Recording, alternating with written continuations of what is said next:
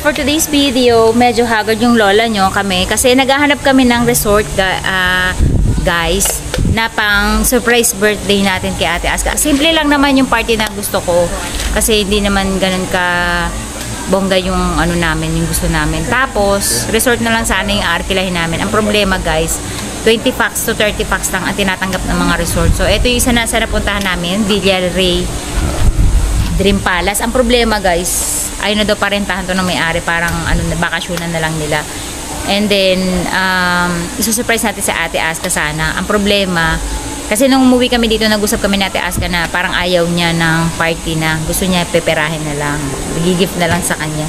Pero syempre, once in a lifetime lang yung experience na to. Kaya, eto kami, naghahanap kami ng mga kapatid ko ng resort na sagot ni manager, yung ano natin pa-resort. Bodyguard. yung ano natin pa-resort. Ang problema, 70 packs yung kailangan namin. So, hirap kami dahil 20 to 30 person lang daw yung tinatanggap sa mga ganito. So, ayun.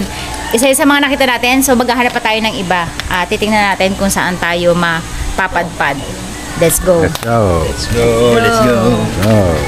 Yan lahat yung nandito sa Pansol, parang subdivision siya, puro hot spring na yan.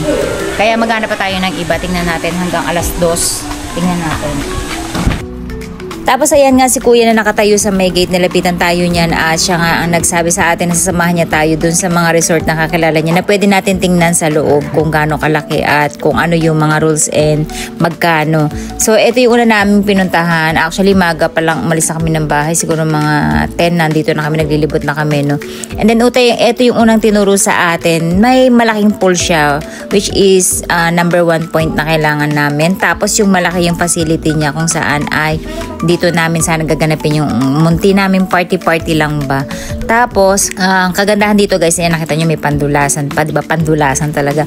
Tapos, ayan, meron din siyang bilyaran. Ang gusto ko kasi sa mga ganito, kapag ka mag-overnight yung may mga katulad niyang bilyaran, hindi ka maiinip. Tapos, meron din siyang second floor kung saan nandun yung mga kwarto nila and then yung master's bedroom ay nasa baba naman. So, dito, pinapakita ko sa inyo kung ano yung itsura ng kanilang mga kwarto. Ito si kapatid, ito yung bunsa namin, na kung saan guys, siya yung talagang expert sa mga ganito kasi every time na nagre-resort kami, siya talaga yung nakikipag-communicate kasi alam niya yung mga tanungan, alam niya na yung mga kung magkano yung room per night, per head, tapos kung ano yung mga rules and regulation, may yun yung para doon sa pagkain, kung may bayad din ba yung mga catering kapag tumanggap tayo ng catering sa mga ganito. So ayun, siya yung nakakaalam lahat ng question na yun, sa kanya ko na pinamamahala yun.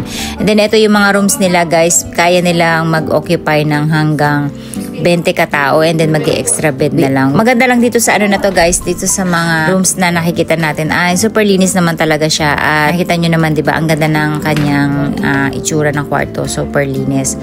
Siyempre may nagme-maintain din dyan at mga caretaker nga usually yung mga nakatira sa mga ganitong resort. So ayan, sabi ko kay asawa, kunan niya lang para next time na kapag kami ay magre-resort ulit, gusto namin magrenta, so meron na kami idea kung saan kami po. So sabi ni ate, itong resort na to ay kaka-renovate lang. Ayan, napakaganda nito kasi may dalawang pool siya na isa pang bata at isang pang matanda. At ito nga tinuturo sa atin ni ate, yung master's bedroom na nasa dulo na kaya lang mag-occupy ng hanggang 4 yata. Ayan, nakikita nyo naman yung kwarto. Super linis din. Maganda kasi direct na siya dun sa pool. Pero sabi ka nga namin, ay pag-iisipan muna namin kasi gusto namin makakita pa ng iba. Actually, ang dami na namin na-swimmingan at hindi ko na matandaan yung mga pangalan nila. Na magaganda rin naman yung mga resort na napili namin dati. At medyo nagmahal na ngayon ha, talaga. So, yung mga presyo guys, ilalagay ko na lang sa screen natin kung magkano para hindi nyo na ako tatanungin. Ano yung contact nila, anong pangalan no? Kanilang resort. So, kayo na ang kumontak sa kanila at magtanong kung ano-ano pa yung mga iba nilang rules na baka hindi namin natanong. And then, ito yung pinuntahan natin pangalawa guys. May mga tao kaya may nagre-renta kaya hindi na namin tinuloy kasi ay namin maka-istorbo. Syempre privacy na rin yun na nagrenta. And then ito yung pangatlong pinagdalahan sa amin. Magkakalapit lang din to. Actually nakabike lang si kuya neto pero dun lang din niya sa looban ng subdivision ng parang puro pool. Tapos ito wala pa siyang laman. So syempre kung kailan nyo re-rentahin saka lang siya lalagyan ng laman para malinis nga naman yung tubig. At hot spring yan guys. So may dalawang pool din siya. Isa para sa bata at isa para sa matanda. Okay din yung facility niya guys. Super linis din naman siya. Pero medyo pricey. 20,000 na ngayon guys yung mga rentahan ng mga ganito na dati natatandaan ko pa hanggang 5,000 to 8,000 lang ay kaya na rumenta. So ngayon talaga dahil siguro pang 20 packs yung nirerentahan ko kasi nga sabi ko marami kami pero more own bata talaga yung mga kasama na namin sa 20 packs. And then, yung sa umaga namin ay yung puro sa adult sana na 70 packs na darating na mga inibitahan namin para doon sa mga mini party lang namin. So, ayun nga, hanggang 20 packs lang to 30 packs lang talaga yung mga resort na katulad nito. Tapos, mag-a-add na lang kayo ng 250 per head. Usually, ganun ha. So, hindi ko na maano kung anong resort yung nag-charge ng 200 per head, 250 per head. Tapos, mag-a-add na lang sila ng kama kung gusto nyo magkaroon pa ng extra na matutulog nung go-overnight kayo. And then, ito naman yung pangatlo namin na pinuntahan at malaki din siya guys kasi ang maganda dito malaki yung parking niya. And then pagpasok sa loob, super ganda niya guys, super linis, para na rin kayong nasa mini hotel, parang ganun. Kasi bagong gawa yung itsura niya at napakalinis. Makikita niyo naman sa pagkakagawa, ayan parang ano talaga, 'di ba? Parang nasa na rin kayo, nasa resort na rin kayo na parang mga katulad na nasa Boracay. So, ayan. Tapos, inakit din namin yung taas niyan. Super linis din ng mga kwarto. Usually, hindi na bumababa talaga guys sa 20k. Weekdays, mas mahal ang weekend. Tapos, yung weekdays, nasa 15 to 20,000. Ganun yung mga presyuhan niya ngayon. Ito yung mga nakita namin na kasi siguro, dahil medyo malalaki itong tinignan namin, dahil nga sabi ko, pang party. Kaya kailangan namin ay yung malaki ang bed. So, ito, tinutur tayo ni Papa. And then, sabi ko sa kanya, ang unang-una niyang kukunan ay yung pool. Second, yung area ng paggaganapan ng party, and then third yung kitchen kung maluwag kasi nga kung marami kayong magluluto, syempre kitang-kita nyo agad. And then next yung kwarto kung malinis, tapos yung banyo kung okay ba kasi minsan may mga banyo na hindi talaga nagpa-flush, no? So ayun, una kong pinapacheck yun sa kanya kung maayos ba yung banyo. Tapos ang maganda dito guys, yung mga kwarto niya ay madami.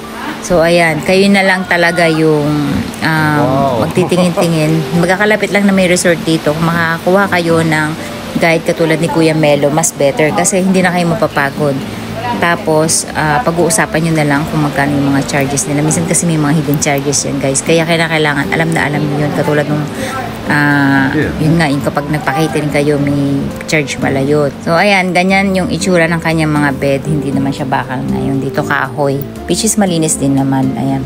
Siguro talagang well-maintained to ng mga nagbabantay. Kasi nga, kailangan kasi kung madumi to ay hindi sila marerentahan. At napakaganda ng banyo nila rito, in fairness. Tapos, ayan nga, habang naglilibot-libot kami, nabuta kami ng ulan, sabay panalangin na sana wag naman umulan sa araw mismo ng birthday ni ate. Although nasa bubungan naman kami nun kaya safe na safe. Kaya lang marami pa tayong lalakarin kung magiging maulan. Tapos ayan kami ng mga kapatid ko kasi nag-uusap-usap kami kung magkano yung budget, kung magkano yung lalabas kapag binuo namin siya talaga na kung rumenta kami na resort. Kasi nga kailangan din namin rumenta ng mga sasakyan para doon sa mga dadali namin papunta dito ng mga tao plus yung mga gamit. Syempre dahil dalawa lang sasakyan na meron tayo.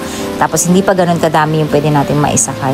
So ganyan naman ang itsura niya sa baba guys. Super ganda talaga siya at masasabi kong malinis tong resort. And then ang next naman namin pinuntahan etong nasa kanto na to, nasa Villa Federina ang kanyang pangalan. At pagbungad pa lang guys, super ang ganda na ng ambience niya kasi makikita niyo talaga yung bougainvillea. Sobrang ganda niyan, tingnan nakalaylay doon sa pader.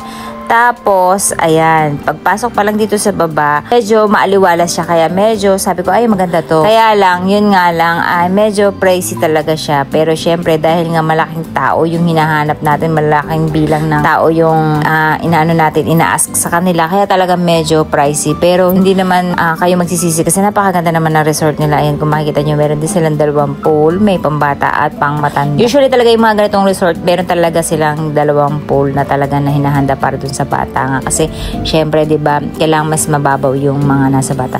Ang maganda dito guys, gusto ko dito sa resort na to kasi ang aliwalas niya, hindi niya masyadong sinarado yung mga paligid kaya open air talaga siya plus maliwanag kaya hindi kayo masyadong mai-stress at maluwag yung kanilang area kung saan magtatakbuhan yung bata, hindi kayo masyadong made-depress, no? Tapos ayan, sinilip natin yung kanilang kitchen, maluwag din siya at super linis din. And then syempre yung dining area kung saan ay kung maluwag ba, kung malaking pamilya kayo, diba? Ayan, napakahaba pa ng table na meron sila dito na kahit na gaano kayo kadami ng pamilya mo ay kasyang-kasya kayo dito. Pero hindi syempre pang party, yung pang pamilya lang. Ayan, meron silang 2 table na mahaba. Actually, 6 pala yan. Pinagdugtong-dugtong lang.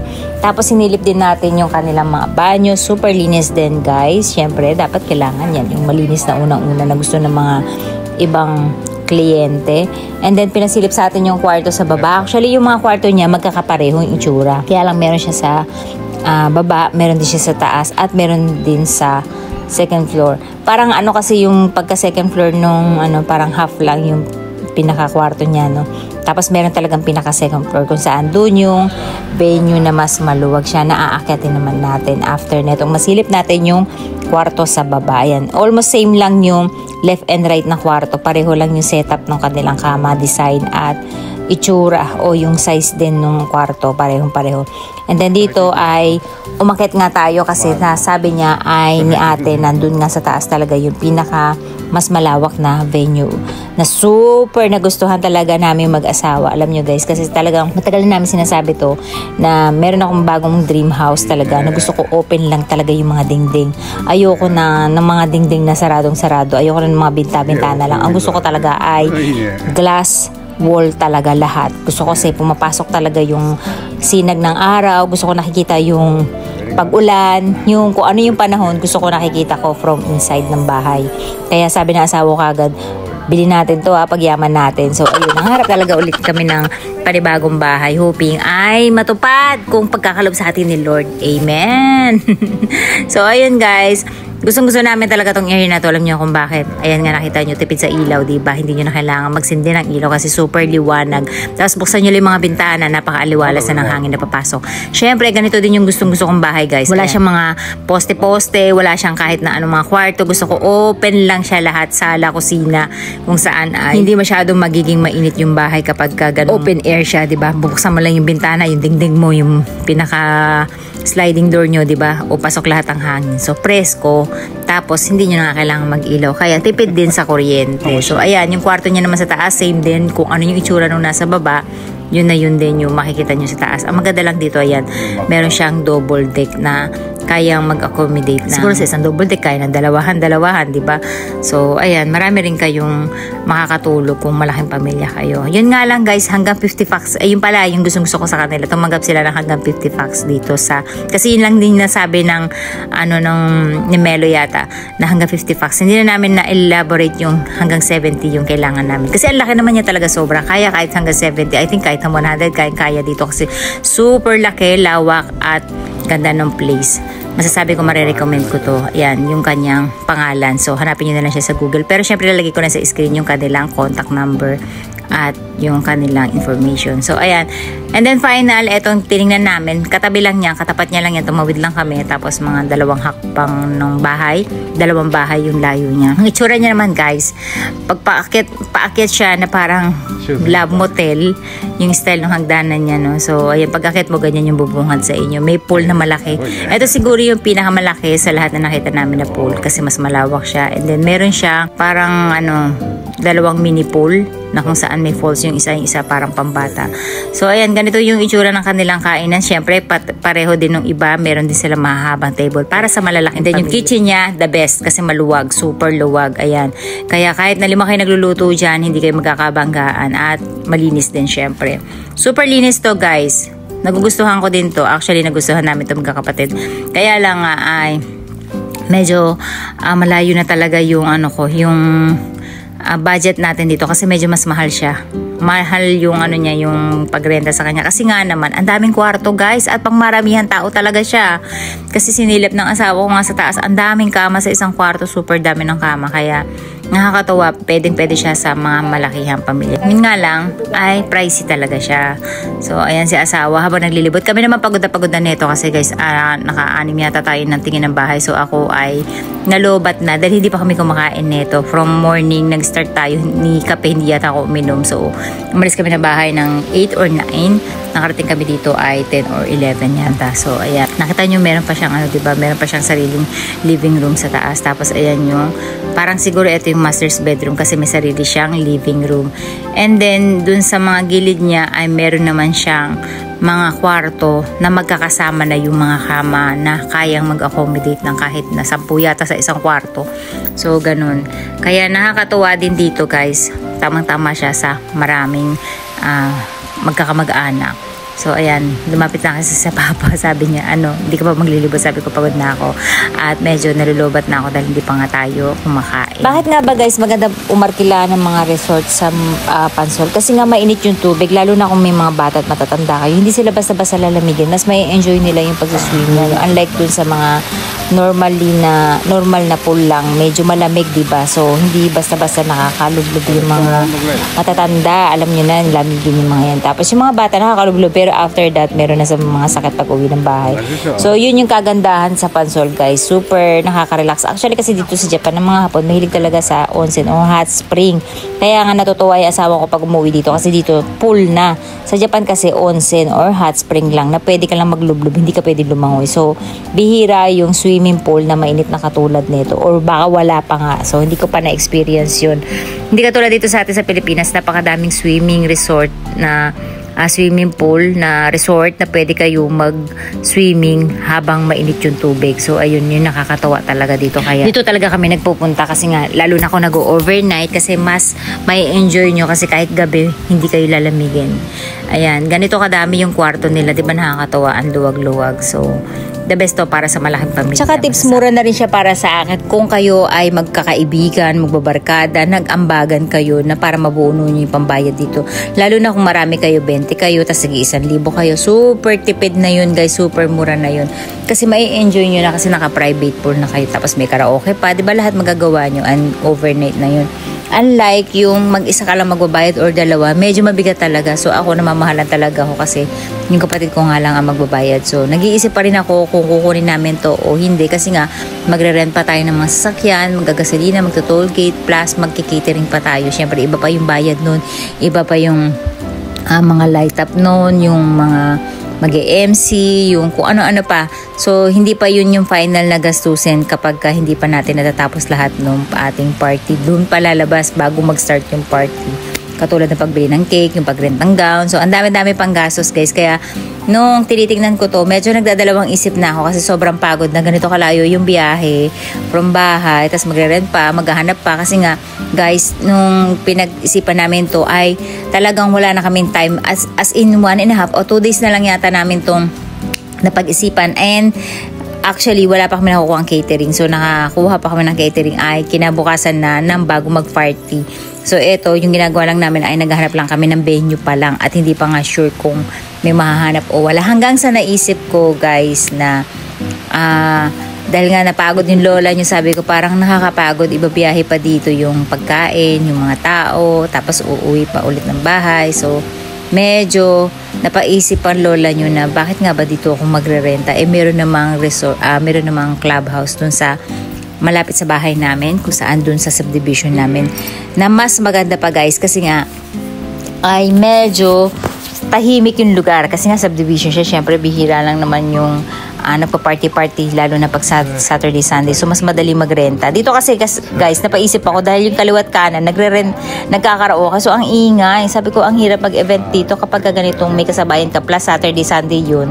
Kung gaganapin siya na Saturday, Sunday, mas madaming tao na magre-renta. Tapos yan yung sila kuya nga pala, guys, na nagsama sa amin. Shout out sa inyo at thank you sa pagsama sa amin. Ayan, binigyan lang namin siya ng pang-merienda, guys, kasi syempre napagod din sila para samahan tayo. So yun, sila na lang yung kontakin nyo pag kayo ay maghahanap at ilalagay ko lang sa screen. Tapos syempre nagutom din kami. Ayan, at ako na nga nag-treat sa aking utol. Nasabi ko, gutom ka na ba? Sabi niya hindi. Pero nung ako nasabi ko magbabayad, ayun, nakatatlong order.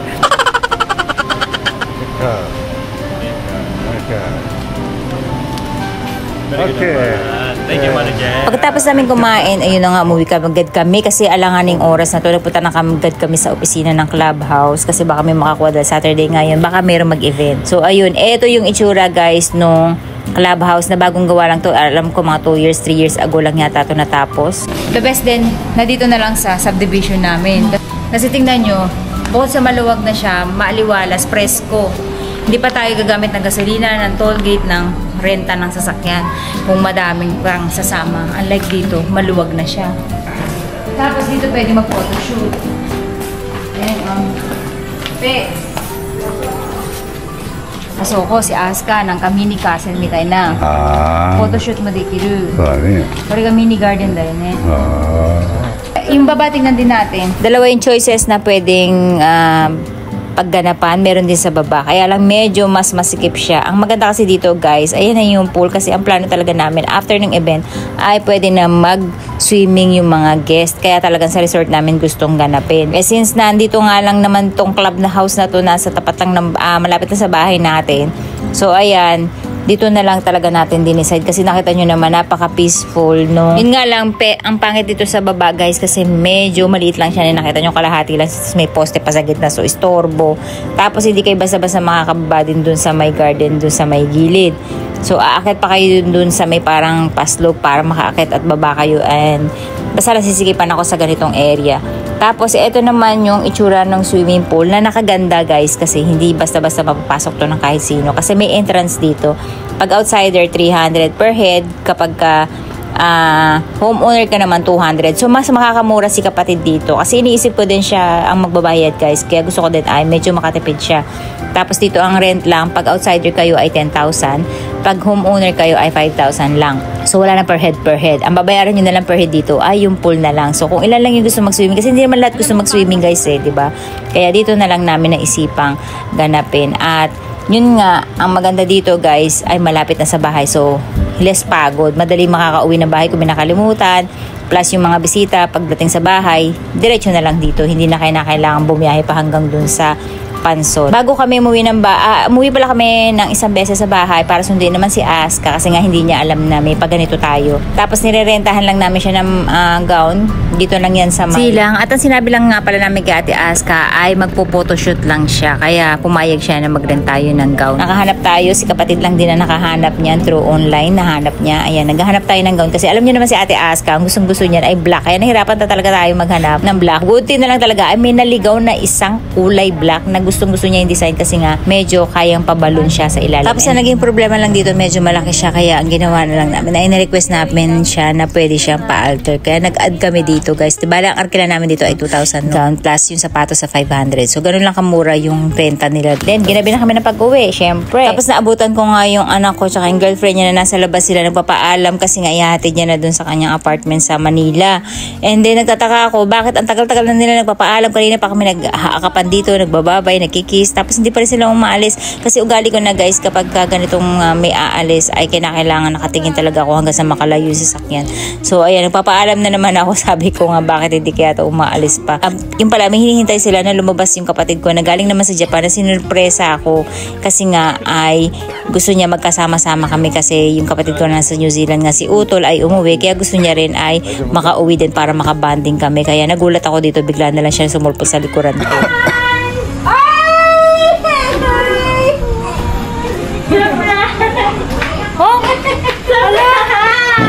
Video sa no? してるんだよ。してるの？してないよ、これ。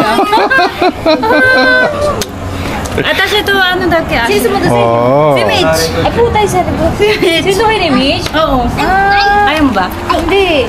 Kayo na dalawa? Oo. Buti pinayaga ka niyo. Oo, nauna ayaw. Nanaga-ushi. Oo,私だけいないから。Kailan nauwi niyo? Sa 17. Nakakatawa naman. Sana hindi pa tayo nagsabay-sabay. Eh, wala biglaan din. Buhat to, parang nakatayo. Ang to, parang nakata. Dari mo mukha ni Kurinay eh. 知らなかったもん Eh, ね。 wala akong nakakaalam para may mga dito na ka na surprise naman. Yun talaga mo, surprise dyan. Ay, dyan. May makakadagdag na sa ambag sa atin. うまいね。 Kanina pa ka sakto naiiyak ako, wala na akong pang-ambag. あかり I thought Mama.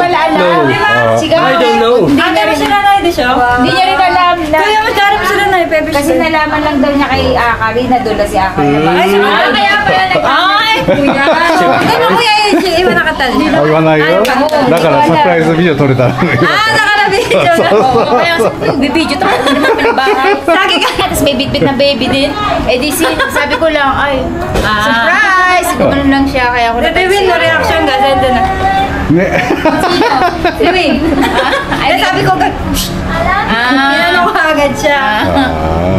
面白かった。昨日ゆうたと LINE してるんで、何にもゆうたと LINE でも何も言ってなかった。そう言言ったよ。 Kasi isa nag-walk out. 誰も知らないから。 誰も知らなかった。 Kasi sabi ko kay Pepe, pinsan lang, hindi ko kasi siya nakabanding. So ayan guys, dyan nagtatapos yung ating paghahanap para sa surprise birthday natin kay Ate Aska. At yan yung abangan nyo sa mga susunod pa nating video kung saan yung kaganapan ng kanyang simpleng debut para lang mairaos natin.